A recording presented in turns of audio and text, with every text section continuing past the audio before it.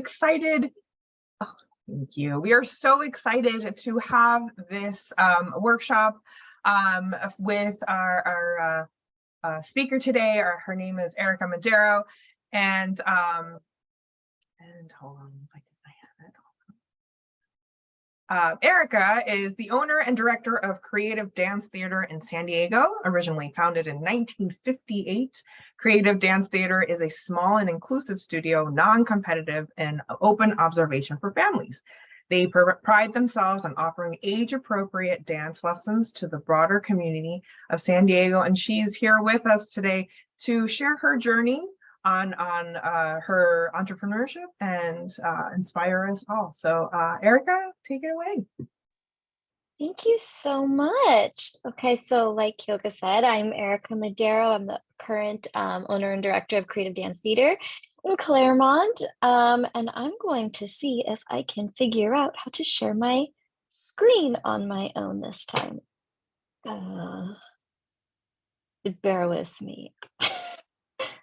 No worries. There should be a green box on bottom. Oh, you found it. Yeah. Oh, cool.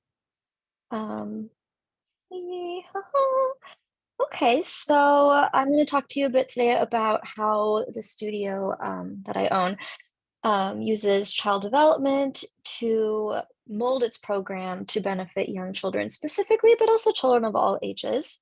So a little overview for you. I'm first going to talk about a little bit of an introduction to what the studio is, what we stand for, and a little bit about our history. And then I'd like to focus on child development in dance, and specifically what do we do that supports that development in young children.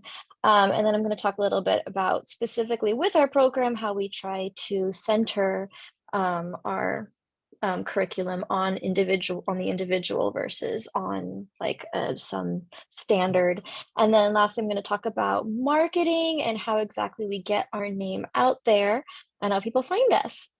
So starting with a little bit of history, we were founded in 1958 by a woman named Helen Hithersay, and she was from Poland. And when she came to San Diego, she said, well, there's no one around here that teaches the dancing that I did when I was a child. I recognize none of these dances that are taught. And so what she did is she decided to form our studio and teach folk dances, and placing a lot of emphasis on dances from different cultures like her own. And we've continued to this day. We still place a great emphasis on folk dancing, but we've also on a more broader sense, we've expanded our program to also include other forms of dance as well. So our mission statement that we've had this for a very long time is we are here to provide a positive environment where young people are encouraged to explore and develop their creativity through the art of dance. So our goal is to encourage them, to make them feel welcome.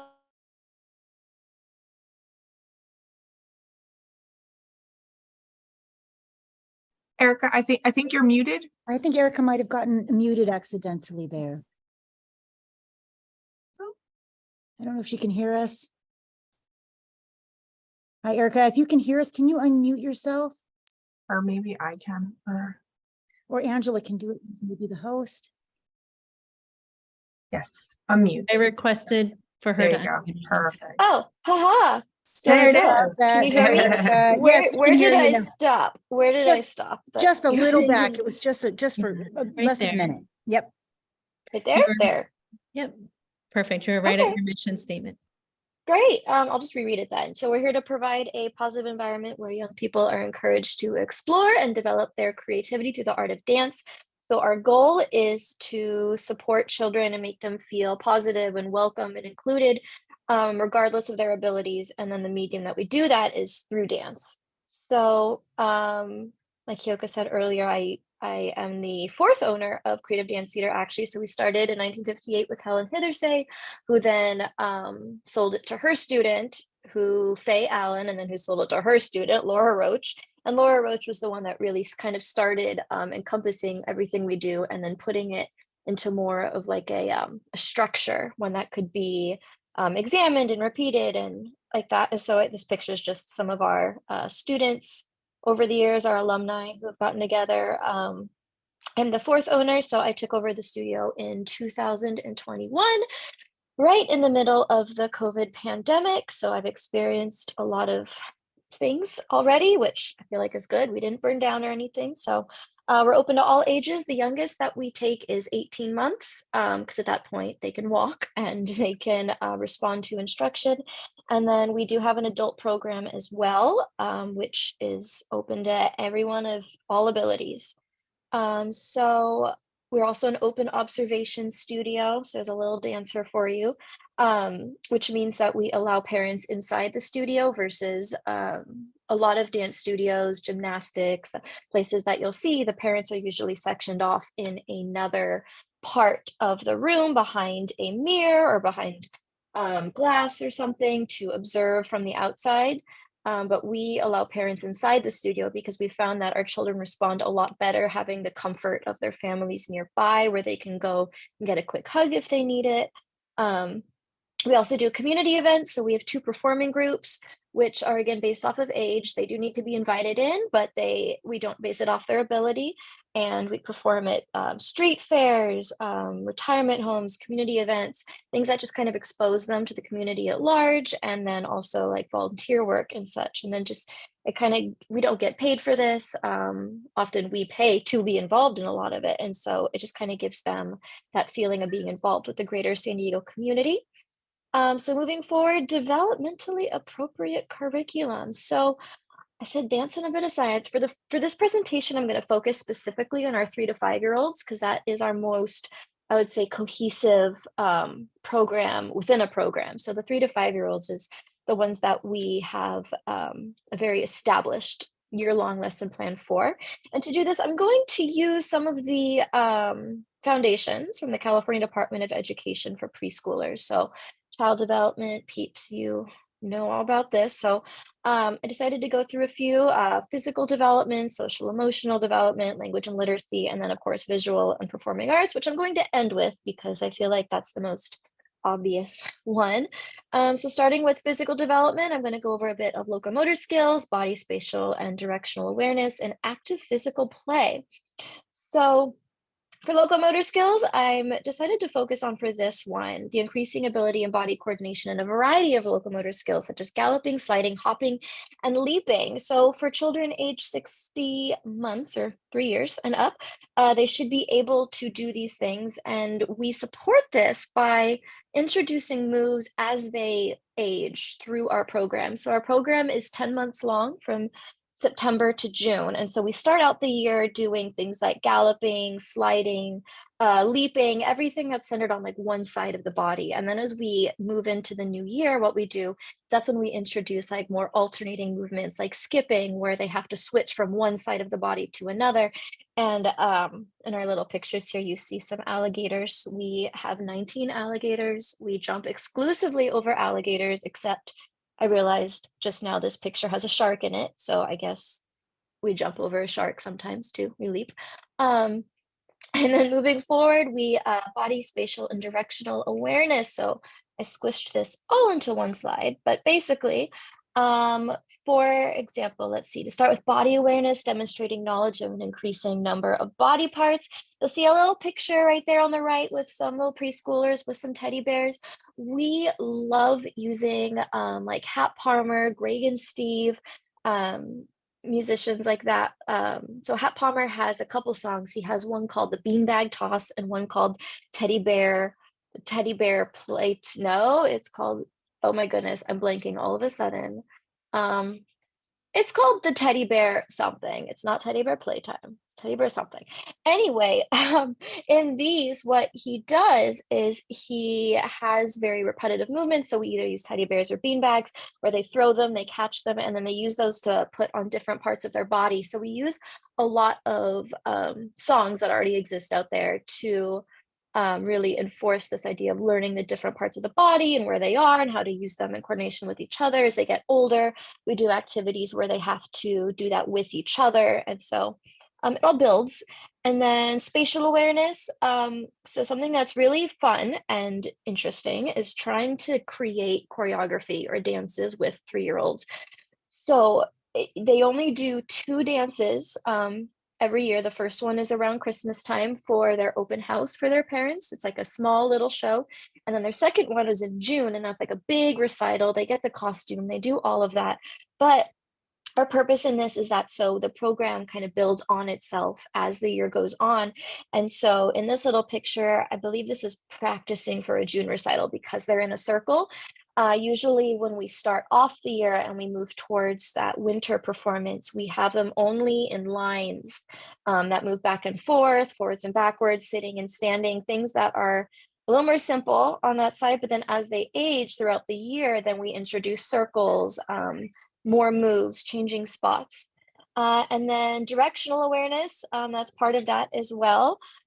Beginning to understand and distinguish between sides of the body. We also have yoga classes as well for children. We call it yoga and movement. So basically it's a little combination of yoga and dancing, but that really helps them to, you know, learn to flip sides, really focus on different parts of their body. When we do our larger locomotor skills and that alternating, that also has to do with that. Active physical play. So like I said, we use a lot of, well, obviously, because we're a dance studio, we use a lot of music, but I would say that we use a lot of music that is common in preschool programs already. Often I will play a song and the kids will say, I did that in my school, and they get so excited. So for active participation, for example, initiating complex physical activities for a sustained period of time, we love Greg and Steve. They have a song called Listen and Move, which is about 2 minutes long. And they instruct the child to do different types of movement. And then about halfway through, it stops. And the children then have to remember what the sounds tell them to do as it repeats. And then building on that, what we do a little later in the year, we introduce the we have a song called The Exercise Game with Mark D. Pencil. And that is a lot like Listen and Move, but it's a lot more sustained. It's increasing intensity. It's like I said, it's about 5 minutes long, so that by the end of it, they're saying, I'm sweaty. And I say, that's great. That's what's supposed to happen. And then also because it's dance, I mean, I think you'd expect that we include active play activities that enhance leg and arm strength, muscular endurance, flexibility. I also have kids in motion on here. Love kids in motion. So moving forward onto social emotional development. So something that we find very important in the dance world is relying on other people. And for some of our children who are homeschooled or they haven't been in preschool programs before, being in an environment that has a lot of other children in it that they have to interact with and appropriately interact with and rely on to do choreography can be a little daunting for them. So we really try to introduce our activities at a pace where they will feel more comfortable with that and confident. So I chose specifically here for the foundations from the California Department of Education was to begin to comprehend the mental and psychological reasons people act as they do, and then how they contribute to differences between people. So something we do a lot is story dancing at our studio. I would say that for the 3 to 5 year olds, their classes are maybe 50% dance and then 50% interactive play and improvisation and story dances. So we have verbal stories, and then we also do storybooks. We have a large collection, but our verbal stories, for example, there's Garden of Flowers, which we actually did today, and we have Dolls Without Hearts. And both of these stories focus on, they choose a character, and in that character, they embody the emotions that the teacher kind of guides in the story. So basically for the Garden of Flowers, they're flowers and they grow and they are not able to move or to dance around the garden, and this makes them very sad because they're stuck on their stems, and so they have to wait for a fairy to come and free them, and then they're happy and they leap off their stems and they show that happiness through how they move. We also do a dance called Dolls Without Hearts every Valentine's Day-ish.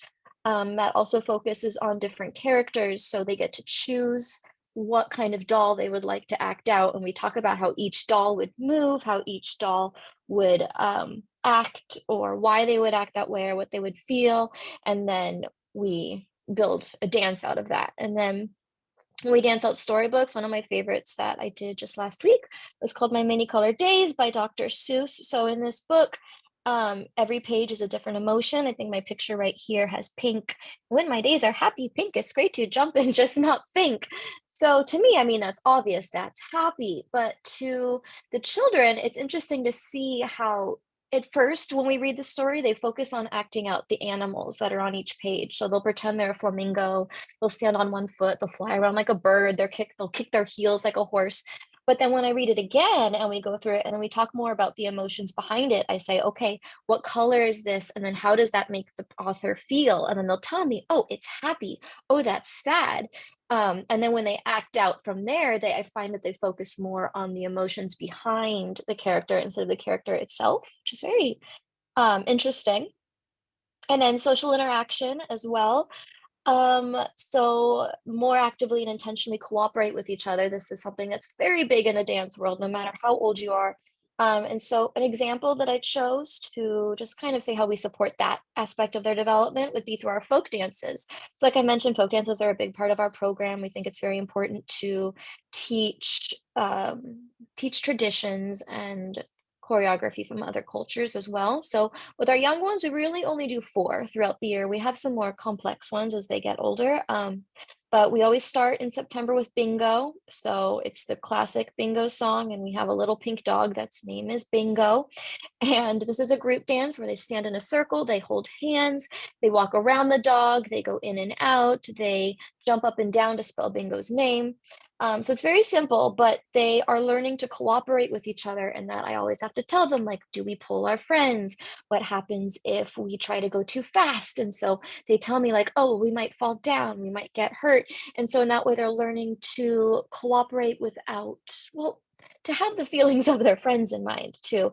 And then in October, we move on to the German clap dance, which is another circle dance. And on this one, they put on different masks for happy and sad. They skip in a circle together. So that's another group one.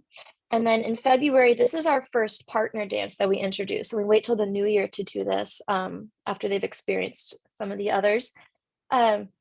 So for this one, they have one partner that they hold hands with, and they have to go back and forth across the room and then interact with the music with different emotions and such as well.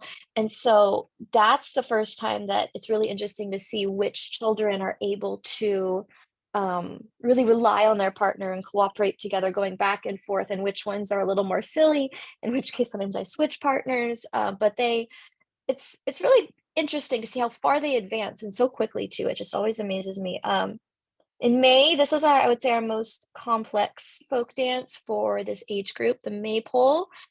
So we explain a little about the history behind it and such, but basically for the Maypole, this is the first one where they're on their own. They're not holding hands with anyone. They're holding on to a ribbon, and they have to coordinate between themselves and everyone else, like spatially, directionally, all of that going around the Maypole to wrap it with the ribbons going in and out. But by May, most of them pretty good, like they've got it down by that point. But again, it's if you took the kids from the beginning of the year and you stuck them in May and tried to do the Maypole like in September, it would not work, because they wouldn't really understand all the mechanics of it.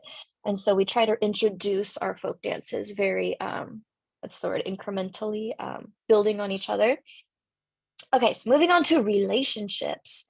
For this one, I chose take greater initiative in seeking support of their primary teachers and caregivers. So relationships with teachers specifically. So I like to call my little shy friends, my shy guys, because we're open observation. We attract a lot of families who have children who they want to get them into groups with other people. They want to get them, like have some social interaction with other children, but they're either not familiar with that type of interaction, or they're very shy in that they do not like to leave their parents' lap or hold their hand, like they're very attached. And so what we do to kind of help this and kind of build trust with the teachers is we have a very repetitive lesson plan. So every week we start the same. It's a circle time. We talk about our day. And then we do some little stretches. And during that time, depending on how calm the class is, I'll go over to each child, if there are more than one, to just invite them over to the circle. And then I listen to them. If they say no, I say, that's okay. I'll ask you again in a little bit. Sometimes I have student teachers who will go over and they'll go and talk with them, maybe give them a little sticker. And then over time, we've noticed that this works really well because then the children come to really trust us. Like, we're very patient with them, and as long as the parents are on board with waiting, so that way they can join in on their terms, usually works out pretty well. I had a little girl this morning jump in for the first time for about half the class, and her mom's been very patient. She's been dancing with us for a couple months, and each week she's a little bit more, but we're just kind of slowly building that with her. And so in this picture, you can see these children really do trust their teacher. And it'll come to the point where they will walk over to the circle now, and sometimes they'll tell us, I'm feeling a little shy. I need a little extra time. Can I hold your hand? And so we happily oblige for that. I want them to feel comfortable. Okay, moving forward, language and literacy and dance. So again, I feel like a lot of this is a bit self-explanatory, comprehension and analysis and vocabulary. So this, I feel like for me, I don't know, I was always surprised at the ability of the students to do this by this age, how they're able to demonstrate knowledge of details in a familiar story, including characters, events, and ordering of events through answering questions, like summarizing, predicting, and inferencing, retelling, reacting, or creating artwork. So again, those story dances that we do, they're traditional in that we repeat them every single year.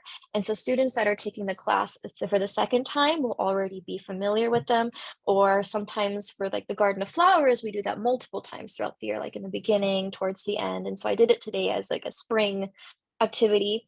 And so what I do is I don't explain the story the second time or third time we do it. Instead, I ask them, what is this story? Who are the characters? What happens in it? And they will all just like shout out one at a time, oh, you're this character, I'm this character, this happens because of this. And then we feel this way. And it's just really cool to see.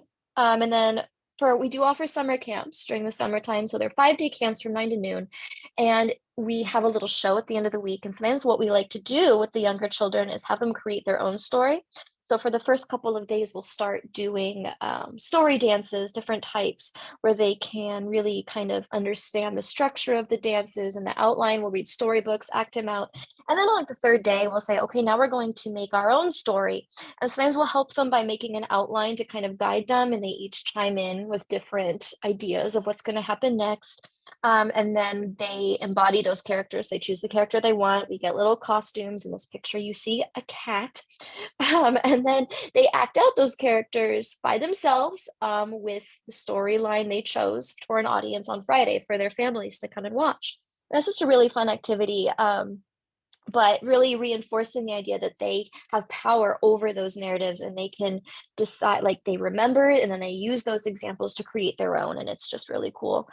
Vocabulary. So again, I feel like this is a little self-explanatory. You need to know vocabulary in dance. It's the way it works. Like you need to know what the moves are called. So the teacher doesn't have to explain or demonstrate each time. So something that I've been doing in the past couple of years is really I don't want to say expecting more, but like challenging my little ones, especially my 3-year-olds, even more on their vocabulary. So ballet as a whole, no matter how old you are and what level you're at, it's very repetitive. You go anywhere in the world and the structure of the class is pretty much the same. You always start with the same exercises and you always progress in the same order in those exercises. And so what's good about that, though, is that the children can come to expect what's going to happen next. They get used to that order. And I place a big emphasis on vocabulary. So I don't just say, okay, first we're going to do our pliés, follow me. Instead, I say, okay, what is this move called? And they'll say, oh, that's a plié. And then I'll ask, okay, well, what does that mean? Like, what is a plié? What is the word in English? And it takes a lot of repetition, but eventually they'll tell me like, oh, that means to bend because I bend my knees, I make this shape. We'll go across the floor, we'll do those leaps over our alligators. And I say, okay, well, what's the word in French? That's the language of ballet. And they'll say, oh, that's called a jeté. And then we'll talk about the differences between a leap and a jump. And around this time of year, especially, they are very confident. And so I don't even have to say it. They just see the alligator and they say, we're going to do jetés, and it's a leap, not a jump. And they just completely know it, which is really cool. Okay, so connecting foundations in dance. So something I really realized, and it was reinforced to me too when I was kind of creating this presentation for you guys, is the foundations are just so intertwined with each other, because I just took some screenshots here, honestly, of some of the foundations online, and I kind of wrote it in there, but they all have to do with each other, which is kind of why I left the one specifically for dance till the end, because like further engaging and participating in dance movements, connecting dance terminology, responding to instruction one skill at a time, initiating a sequence of skills, turning, leaping, switching directions, using an understanding of different steps and movements to create or form a dance. These are all comprehension and response, spatial awareness, vocabulary. It's also intertwined, and using dance to support that, I think, is just one of our main goals. Because again, it's just the medium that we use to help them develop in these ways. Yeah, and then continuing on, same thing, continuing to develop awareness of your body and space, dance awareness, coordination and movement with other people in dance. So right here you have a little train of tappers in a line, coordinating their movements with each other. So body, spatial, directional awareness, demonstrating some advanced skills and responding to tempo and timing through movement. I didn't include music on this presentation, but I will say that we don't do tap at our studio for a similar reason, in that we find that 3 is too young to do tap. And I mean, you can do it. I also teach at a preschool where I was just continuing on a program left by a previous instructor where they were doing tap for 3-year-olds, and they can do it. It's very basic in terms of tap dancing, obviously, but the way I get them to respond to that tempo and start thinking of timing through movement is like, we'll have a day with rhythm sticks, or we'll do egg shakers, and I'll play different songs with different tempos, and I'll tell them, okay, find it for me. Like, how fast is this song? Can you show me with these instruments? Now stand up and use your tap shoes. And it's very effective, I'd like to think, for them. Okay, and then lastly, well, not lastly, second to lastly, child-centered learning. So this is one of the main things about our program, is that we believe in focusing on the needs of the individual child in the context of a group, versus having a standard that all the children have to live up to. We create the standard based on what their abilities are coming in. And so inclusivity versus competition. So you can have healthy competition, you can have unhealthy competition as well. I mean, competition teaches, I know, a lot of valuable things to children, like endurance and practicing and learning how to fail or succeed too. But you can also have unhealthy competition, in that we do have some older students who have come to us from competitive dance programs, and some people thrive in those. Nothing against competitive programs, but we found that our children are very they're very confident, they're very positive being in an environment that's not based on competition, but rather based on community. We have children come to us who have been in competition backgrounds in the past, and they'll say, like, I just want to dance so that I can love dance, and I want to express myself. I don't want to necessarily be held to a standard or be judged on my performance, which is also why we emphasize free play and improvisation a lot. So sometimes I'll create a dance for them. Other times I say, okay, I can see your little wiggly, have some rainbow ribbon bells, and let's see what you do with it. What is it? Is it a paintbrush? Is it the wind? Is it water? And they just kind of create their own little world and do whatever they like with their props. But we've noticed that it really helps them to gain confidence as they get older in making up their own dances, their own moves, and expressing how they're feeling through dance. Yeah, and again, just emphasizing the value of each individual. So we have students of all different abilities, but we base our classes, our program, on age. So for us, it doesn't matter if you're best dancer in the world or the worst dancer in the world. We're going to put you in the same class if you're the same age. And that way you kind of get to interact with your peers. You learn different things from each other. If a child has been in a class for maybe 2 years in a row, instead of moving them up early, instead what we would do is say, okay, now this is your chance to be a leader, to help your friends. And that also gives them that confidence boost of knowing that they know what's coming and know what to expect. Marketing. So getting the word out has always been interesting. So in the history of our studio, we've always been very, slow to adopt new technologies. For example, the previous owner refused to get an email, I think, until late 2000s, I want to say. We're very slow to embrace those aspects of, marketing, websites, things like that. So for the past, this is our 65th year, I would say for the past maybe first like 50 years, we relied solely on word of mouth. So yeah, just friends of friends, family members, cousins, friends of those cousins. People will bring their whole play group. They'll reach out to people that they know. So we've been able to establish a reputation in the community of being a welcoming studio, very inclusive. And so we will get students who, a lot of our students are in the neighborhood, like they're in the community already. Some of them come from other places and they drive to come to class, which is great. But when I took over in 2021, one thing I did immediately was update our website. So we have a new website now, which is great. It no longer looks like a broken page link from the 90s. Social media, we didn't have social media until I'd say like 5 years ago. So a couple of our older students created an Instagram account as part of like a school project, and then we kind of took it from there. We do community events, and that does get some of the word out. Like we have flyers, or people will remember us from an event and find our website and email us. Birthday parties, that's actually how I came to the studio. So I grew up at the studio as well, and I started when I was 5 because my mom decided to take me to a birthday party of one of my friends, and she liked the program enough, and she's like, okay, you can try this. And I'm very glad she did that. Preschools, like I mentioned, I also teach dance at various preschools, and that helps because then once those children either age out of the preschool or they just want something extra during the week, they'll usually come to the studio as well. So I've gained some students that way.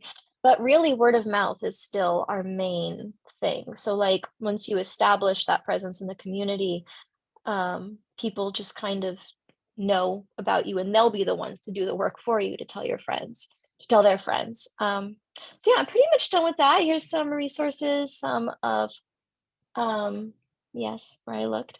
If you want to connect with us, I have my Instagram here, our Facebook, website, email. I'm always looking for teachers, and if there's any child development majors out there who want to specialize or are specializing in like children with special needs, I'd really like to incorporate that into our program, but I don't want to do it wrong. So I want to make sure I find people who know how to do it well.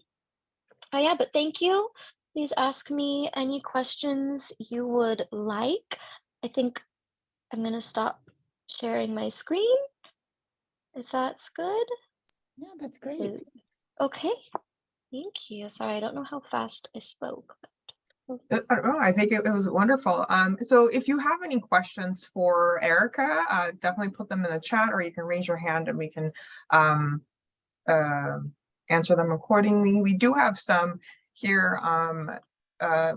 One of them is mine, if that's okay. What is something that you would like to know, have new entrepreneurs know that you wished you knew before? What are some of the things that you learned through, these are, I would say my case is a little different just because I bought an existing business versus starting my own. I did change the program a bit once I got into it, but something that I really struggled with was when I took over the business. That was around the time when oh my goodness, what was that bill called when you had like, it was a big legal thing with like Uber and DoorDash, and like different delivery services. Assembly Bill 5.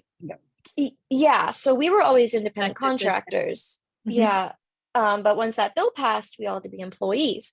And so as soon as I came in, I had to change the business model. We basically started a new business in a business thing. So it was the same client, same program, same location, but new business, and that we had to become an LLC.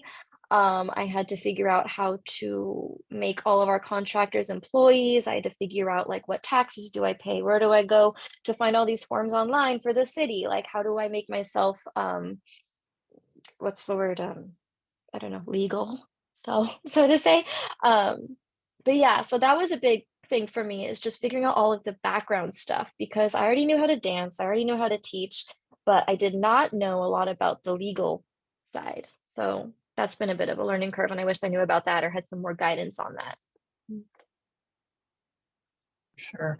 Another question, do you enroll year round, or do kids join the program only in the fall to start 10 months? Okay, that's a good question. Yeah, so what we do, is we are a 10-month program. So we have a 10-month program from September to June, and then we have a 6-week program, actually, sorry, 8-week program in the summer through like the end of June to the beginning of August. And children can join the program at any time. I mean, if it's possible, I feel like they get the best experience starting in September. So they have the time to kind of experience the how the program builds on itself, so it's not overwhelming when they come in. We close our enrollment to new students at the end of February because we have our show in June. And the way our program works is that if you aren't participating in the show, because we spend so much class time on the show itself and learning our dances and getting costumes and talking about it, and it's so exciting, we don't like children to feel like left out, not being a part of it. So they dance through March, and then April, May, and June is just the students who do that show. We do still though have some classes that don't participate in our annual show, and so they can drop into those as well. So we're working on that. We're trying to figure out a way to get kids like who aren't doing the show to be able to participate in some other way. But how satisfied do you feel with your business as of today, and what would you change or implement? How satisfied? I mean, I'm pretty satisfied. We've grown a lot, which has been great, especially after COVID. Basically, we had, I would say maybe 100, 150 consistent families before COVID that were like our regular clients. Every year they'd sign up, and COVID happened and they all disappeared. Like it was just, and all of our teachers too, because at the time, most of our teachers had been teaching there for decades, like which is unusual in a dance studio, like consistent teachers, the same teachers for decades. But once COVID happened, then it's like it was kind of like an easy out for people to focus on other projects and such. And so I had to hire a whole new staff. And so right now I would say I'm very satisfied with how it's working, and that we've had a lot of new families come in. I think we're about 220 now, which is pretty good. But some things I want to work on is, for example, talking about all of like the specific program of 3 to 5-year-olds. I'm now one of the only teachers who remembers it before pre-COVID. And because I've had to hire a whole new staff, not all of them grew up in the studio like I did. And so something I'm working on is like writing all of those things down, really like cementing it. So that way I can train teachers to do that. So that's something I would change, is like how I train teachers and student teachers as well, just to be really good in that way. But yeah. Great. Would you recommend purchasing an existing business over starting from scratch? And did you have any help in the beginning? Oh yeah. So purchasing an existing business was very helpful in that I already had an established client base. I already had an established program that I could choose to continue versus having to start it all on my own. I think it was a lot easier that way. Did I have help? Yes. So to be completely honest, I didn't ever envision owning the studio, but with things happening the way they happen, the previous owner was kind enough to say, like, we settled on like a price that I was going to purchase the studio from. And then what she did was because I was, how old was I? I was like 22 years old. Like I didn't, or 23 when we were talking about it. So it's like, I didn't have a lot of cash flow. Like I'm just out of college, newly married, don't have a lot of money. But her main thing is that because we're such a generational studio, it's more important to carry on the traditions and the like the soul of the studio, if you will. And so what I did was I pay her monthly payments, and she didn't require me to have a down payment. So that was a huge help, obviously. But yeah, so you could say I'm still paying off the business. But yeah, credit will be helpful. If I didn't have that, I mean, searching for grants and all sorts of things. I have some fellow teachers who have started their own like choreography businesses and things, and they're always like searching for grants, they're searching for funding and things like that, applying for all sorts of things. So it's out there. It's just difficult to find. For sure. How do you do advertisements?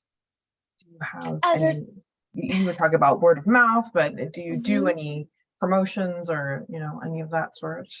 No, I would say coming out of COVID, we did try a couple promotions, just to encourage people to sign up. So like sometimes we'll have deals where like, oh, if you invite a friend, you don't have to pay a month of tuition, or like you'll get this percentage off.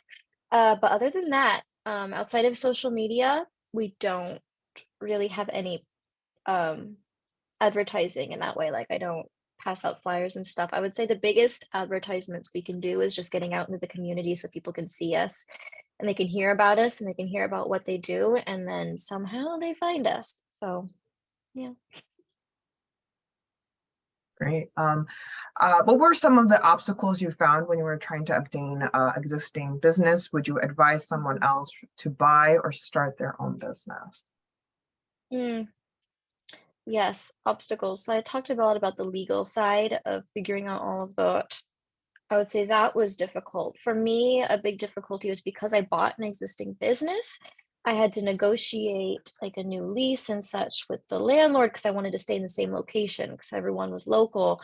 And doing that in COVID with a landlord that wasn't in very good health, it was a lot of navigating and then switching things over, of course, into your name. So if you buy an existing business, that means you have to transfer all of the like electricity and water and everything into your name through the city, and figuring out how to do that. And then yeah, I'd say the main tricky thing was getting a lease because I was so young. Not many places will have a lot of confidence in you if you're young and you don't have any assets. But luckily, because we've been there for so long, they gave us a little bit of a, like, they're kind of like, okay, we know the business, we know it's established, it has a history in this location because we've been in the same location for like 50 years. So that really helped. As for advising on you where to buy a business or start your own, I mean, can't say a lot into that because I haven't tried to start my own. I bought into an existing one and then built on that. So for me, that was easier because yeah.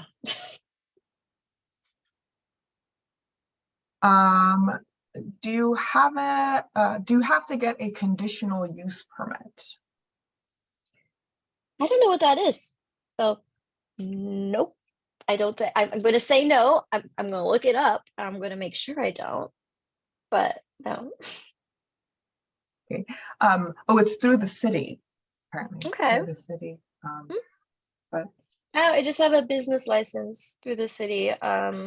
We pay that. We have an LLC tax, I think, with the state of California.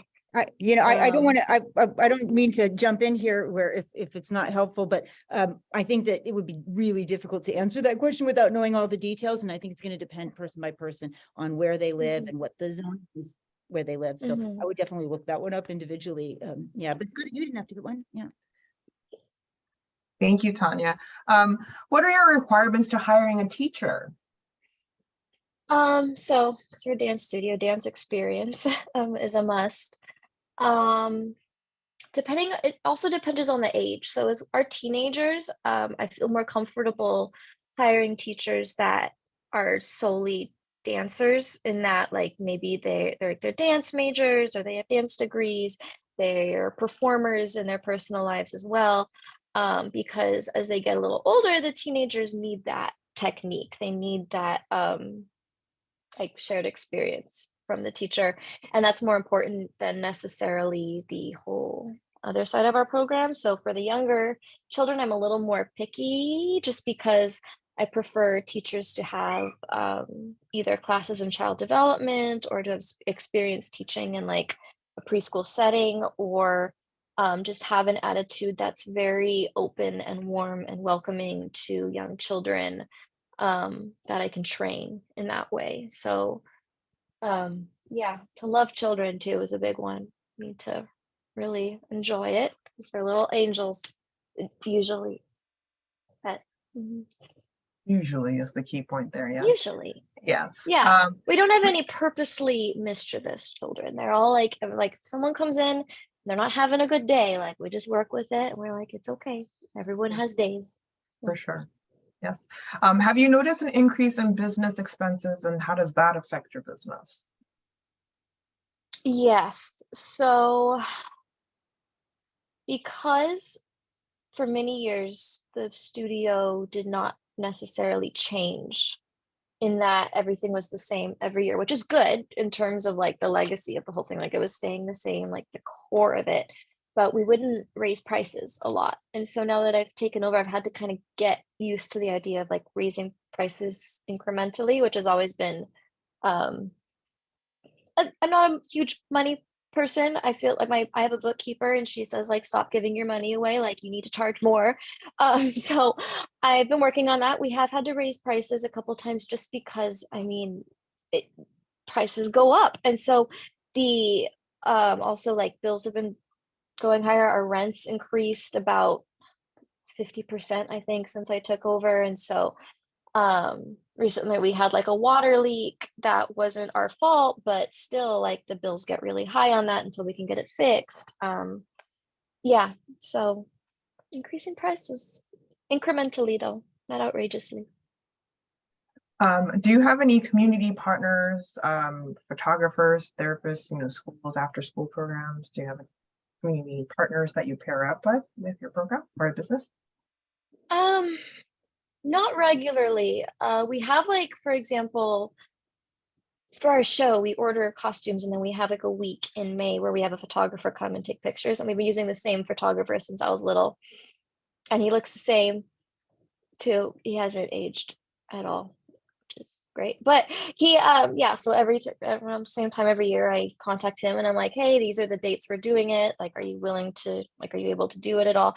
And it's very nice because he understands our program so well because he's been around for so long. He knows all the teachers. He recognizes some of the students. He knows the way we like to do things, which is really nice.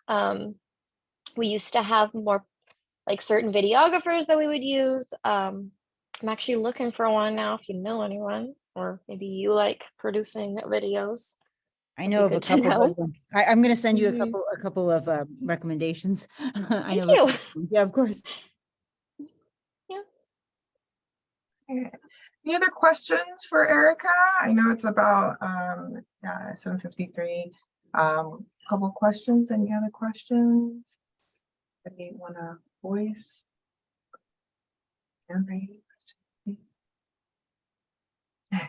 No, but thank you guys so much. Angela, who am I thinking of for the photographer? It's can you remember the name? I want to tell everybody just in case anybody else had that same question for the editing. Are you Mike Clark or another one? Oh, Mike Clark. That's who I was thinking of.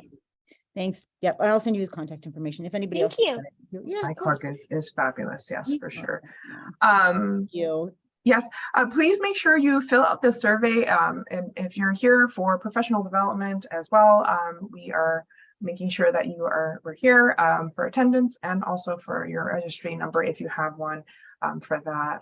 And we have more events along the way, with the EEE and with other workshop as well. I'll put that in the chat as well. Anything else? Tanya, anything? I just thank you so much, Erika. That was wonderful, and thank you everybody for being here. That was a great workshop. Thank you so much. So if you have, maybe put up that slide again if you can, Erika, with your contact information. If you have any questions for Erika, or you would like to, she's available to have people observe and come on in too as well. So if you're interested and want to ask her in real life, definitely do that as well. For all of our classes. Awesome. Thank you so much, everyone. Again, Professor, can I ask you a question after the meeting? Sorry, I know I'm interrupting, but I just wanted to see if I can ask a question. If you want to go into a breakout room, we can meet with you. Okay, thank you.